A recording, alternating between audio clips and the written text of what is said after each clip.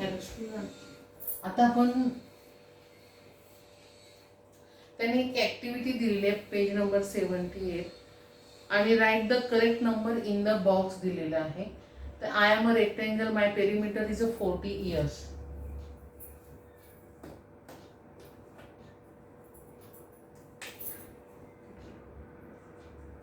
I am rectangle.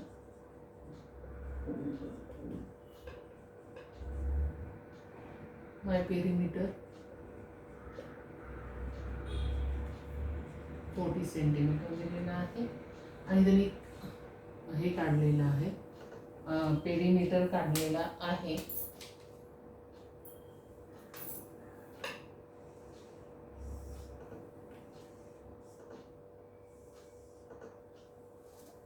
आणि breath त्यांनी x दिलेला आहे.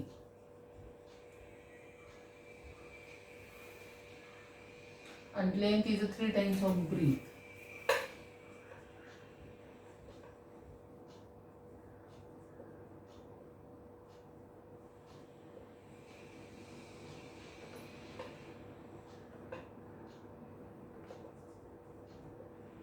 ओके, मग आपल्याला हा प्रॉब्लेम सॉल्व्ह बरोबर आहे. मग आता त्यांनी ऍक्टिव्हिटीज डायरेक्ट दिलेली आहे. काय दिले? Perimeter of the rectangle. एक मिनिट,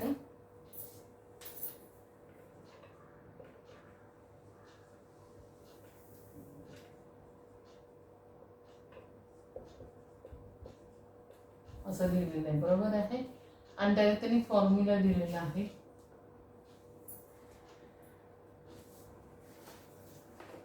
तुम्ही लिहित जाते.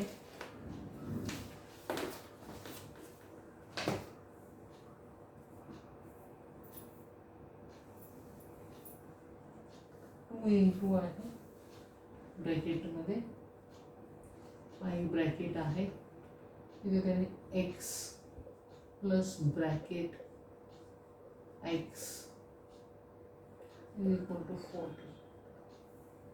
मग 2 इंटू ब्रॅकेट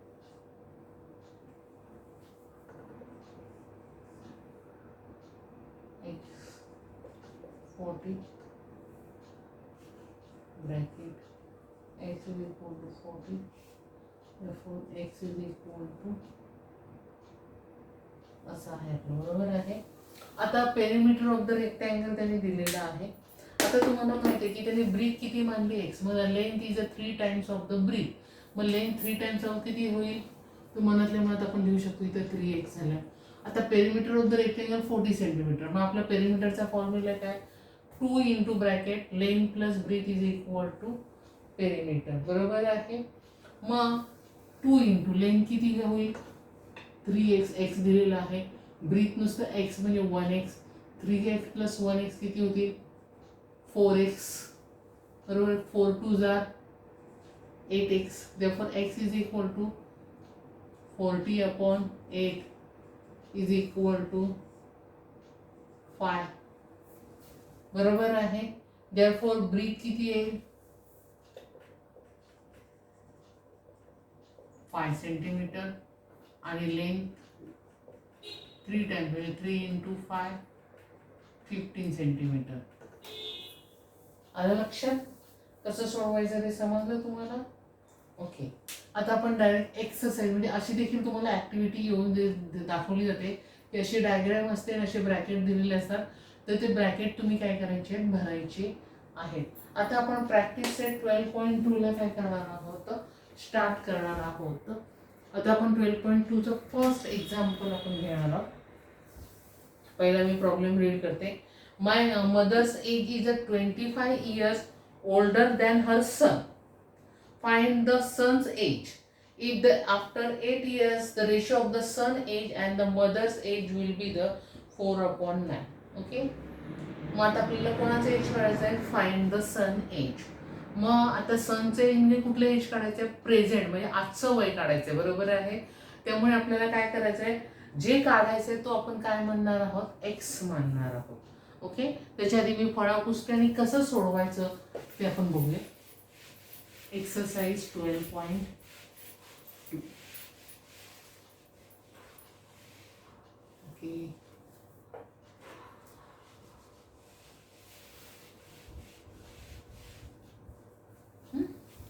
आता आपण गणित मांडत जाऊया. आता पहिलं काय, फाइंड द सन्स एज. मग आता आपण काय करूया, सन्स एज किती म्हणायचं आहे, एक्स म्हणजे लेट. एक्सरसाइज 12.2. ओके. आता ह्यातले कॅन्सल जे एक्झाम्पल आहेत ते कोणते ते सांगते. 7, 8, 9, 10. यातले कॅन्सल एक्झाम्पल इथे लिहिते म्हणजे लक्षात राहील. कॅन्सल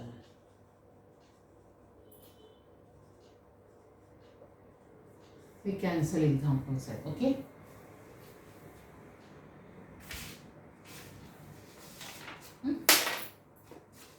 आता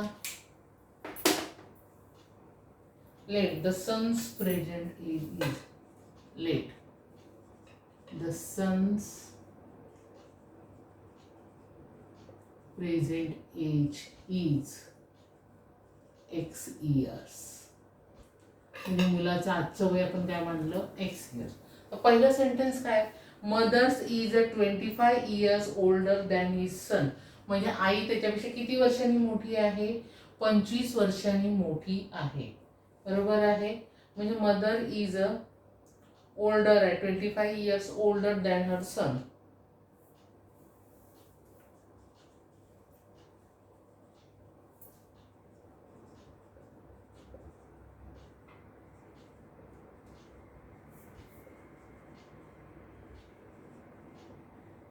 बरोबर आहे. देअरफोर मदर्स एज इज किती होईल, 25 वर्षांनी मोठी म्हणजे काय, एक्स प्लस 25 years. ओके. हे आजचं झालं. बरोबर आहे. म्हणजे मदर्स प्रेझेंट एज किती आलेलं आहे, एक्स प्लस, इथं प्रेझेंट शब्द लिहायचा राहिला करा, तर सगळे प्रेझेंट एजचं पण बघतो. ओके. X plus 25 years. मग त्यानंतर काय सांगितलंय, इफ आफ्टर 8 years. आफ्टर 8 म्हणजे 8 वर्षांनंतर. मग नंतर असणारा म्हणजे आपण काय करतो, प्लस करतो, 8 वर्षांनी अधिक करतो. तेव्हा सन एज किती होईल आफ्टर 8 years,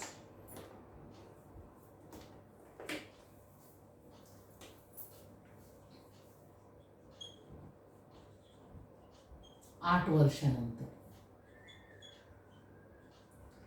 सन्स एज किती होईल, आजचं वय एक्स, मग 8 वर्षानंतर काय होईल, एक्स प्लस 8 years. 8 वर्षांनी तो वाढेल. तसंच मदर्स पण काय वय राहणार आहे का, तिचं पण वाढणार आहे 8 वर्षांनी.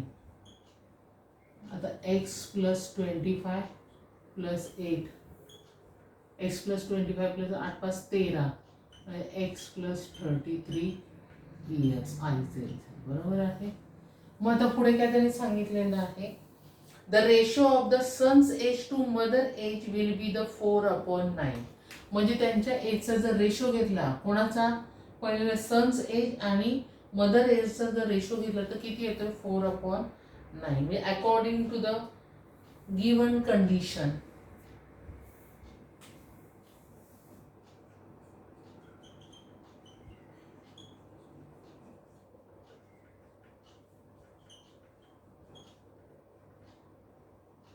आता त्यांनी रेशो कोणाचा पहिला सांगितलं, सन्स एज.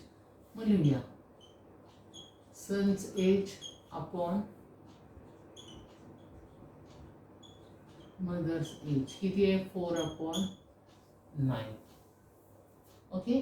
मग आता सन्स एज किती आहे, एक्स प्लस 8, मदर्स एज किती आहे, X plus 33 is equal to 4/9. Okay. लिहिलं. मग आता आपल्याला काय करायला लागेल, सगळे नंबर्स आपल्याला न्यूमरेटरमध्ये न्यायचे आहेत. मग न्यूमरेटरमध्ये न्यायचे म्हणजे आपल्याला काय करावं लागेल, नॅचरली आहे, क्रॉस मल्टिप्लिकेशन करावं लागेल. मग आता आपण क्रॉस मल्टिप्लिकेशन करूया. मग आता क्रॉस मल्टिप्लिकेशन केल्यानंतर काय येईल, आता 9 इकडे आणि ह्याने इकडे, म्हणजे 9 into x plus 8, 9 into x plus 8, 4 into x plus 13. चला मल्टीप्लाय करूया, 9 into x 9x, plus sign 8 9 72, 4 गुणिले एक्स 4x, प्लस 4 इंटू 33 4 त्रिक 12 आणि 12 आणि 13 म्हणजे 132. आता आपण एक काम करायचं आहे. आता हा प्रॉब्लेम सोडवताना त्या पद्धतीने तरी सोडवत, पण आता ही सोपी पद्धत आणखी वापरूया. आपण काय करूया, सगळे एक्स एका साईडला नेऊया आणि संख्या तिकडे नेऊया. आता इथे बघा, हे जे इथे 9x आहे, मग हे 4x आपल्याला इकडे आणायचे, बरोबर आहे.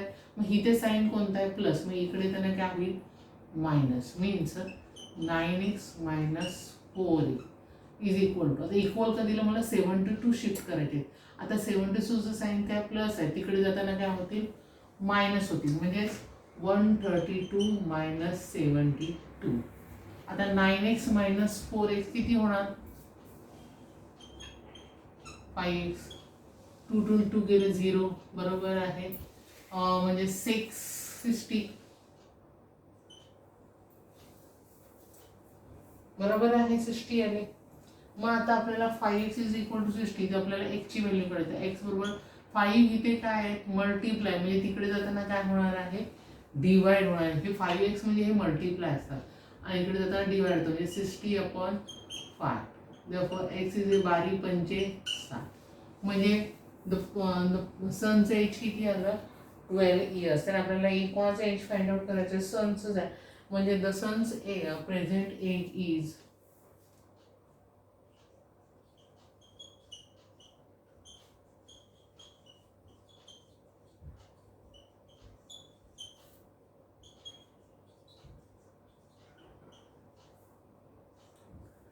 असं आन्सर लिहायला विसरायचं नाही. एकदा बघून घ्या हे गणित कसं सोडवलेलं आहे, समजून घ्या जरा कसं कसं आपण हे गणित सोडवलेलं आहे ते.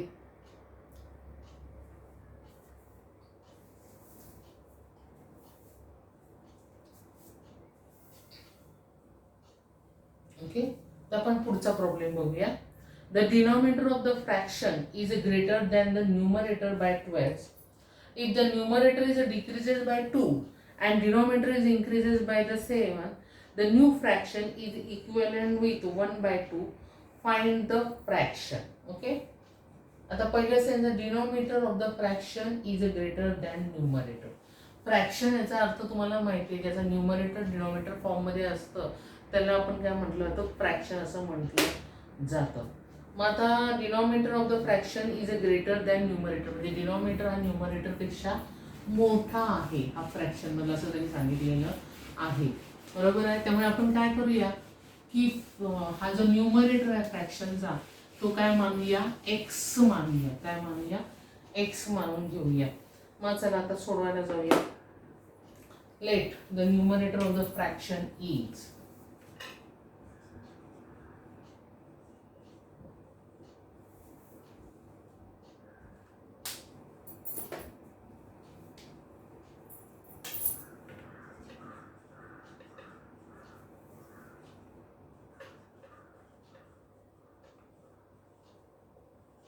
x.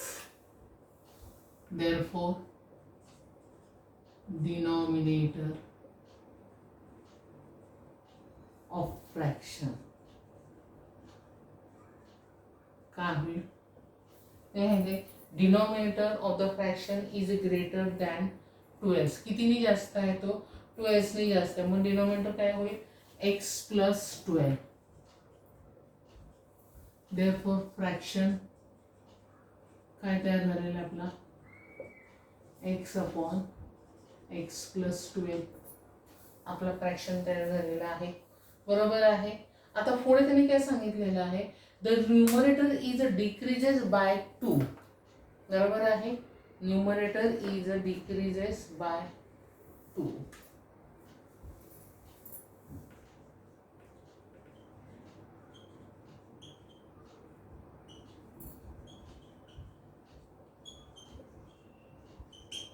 therefore न्यूमरेटर काय होईल, डिक्रीज झाला म्हणजे काय झाला, कमी झाला. म्हणजे काय होईल, x मायनस 2. आणि पुढे काय सांगितलं त्यांनी, डिनॉमिनेटर इज इन्क्रीज बाय 7.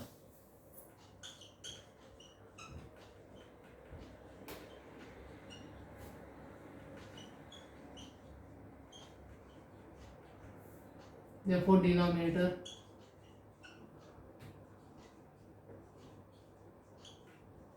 आपलं डिनॉमिनेटर काय एक्स प्लस 12 आहे आणि हा इन्क्रीजने किती झाला आहे, इन्क्रीज झाला म्हणजे +7 म्हणजे काय झालं x plus 90. therefore new fraction काय तयार झाला आपला एक्स मायनस 2 आणि एक्स प्लस 90 हा न्यू फ्रॅक्शन तयार झाला. The new fraction is equivalent with 1/2, equivalent to the 1/2. From the given condition,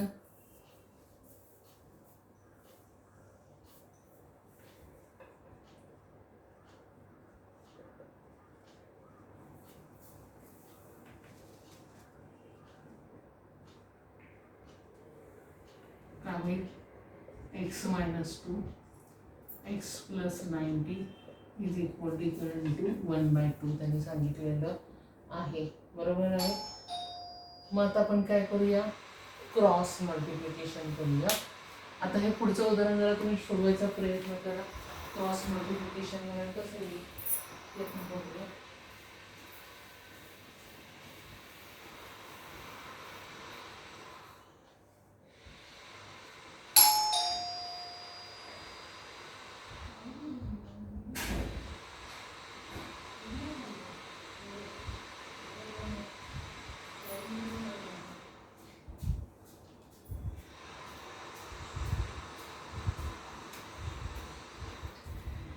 आता आपण इथे काय करणार आहोत, क्रॉस मल्टिप्लिकेशन करणार आहोत.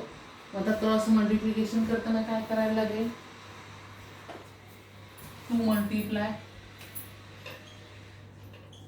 X minus 2 1 multiply X plus 90.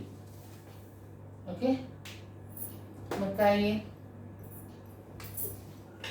2x minus 4 is equal to X plus 90. आता आपण एक्स इकडे घेऊया आणि नंबर्स तिकडे घेऊया.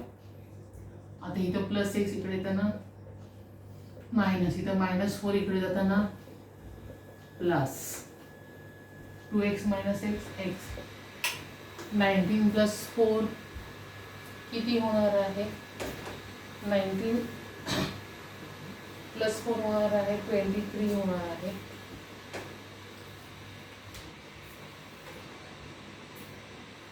आपल्याला फ्रॅक्शन काय मिळाला, सॉरी न्यूमरेटर काय मिळाला,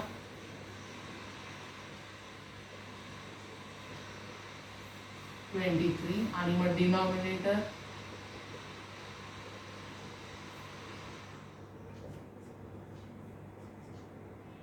x प्लस 12 म्हणजे 23 प्लस 12 5 35. मग न्यू फ्रॅक्शन म्हणजे फ्रॅक्शन काय होईल 23/35. बघा कसं सोडवलंय.